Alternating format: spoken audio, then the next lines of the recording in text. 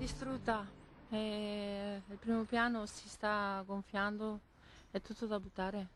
Mi è andato giù un muro completamente e quindi un minuto prima io e mio figlio eravamo sotto che stavamo cercando di salvare le ultime cose, ma abbiamo appena fatto in tempo a salire, se no noi rimanevamo sotto praticamente. Casalserugo, Bovolenta, Ponte San Nicolò. Nel 2010 questi comuni del Padovano furono i più colpiti dall'alluvione che travolse case e aziende. Ora quell'incubo ritorna. Le immagini di Refrontolo colpiscono al cuore queste comunità. Il passato si rispecchia nel presente e colpisce come un pugno allo stomaco. Un tuffo al cuore e in quel momento ho pensato, io sono stato un fortunato che non ho avuto i morti, perché chiaramente in queste cose le tragedie sono queste, no? La paura. Guarda, l'acqua fa una paura tremenda perché non la riesci a gestire, non la riesci a controllare. Poi immagini, in questo caso era un torrente, per cui quest'acqua impetuosa che arriva all'improvviso e che veramente non sai cosa fare.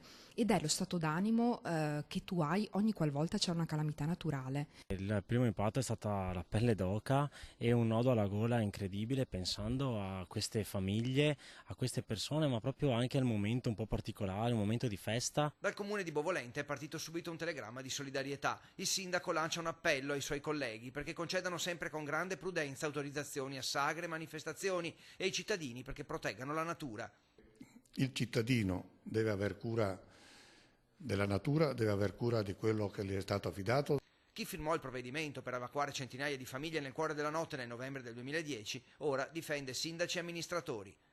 Ci vuole vicinanza e sostegno anche da un punto di vista morale. Attaccare in continuazione gli amministratori locali anche in calamità come queste veramente rende duro il lavoro dell'amministratore, che credetemi in eventi come questi cerca di dare l'anima per riuscire a dare delle risposte ai propri cittadini. Dai sindaci padovani comunque parte un abbraccio ideale. Le comunità colpite dalla tragedia non vogliono intralciare l'opera di protezione civile e tecnici, ma sono pronti a mettere a disposizione la loro tragica esperienza accumulata durante le alluvioni.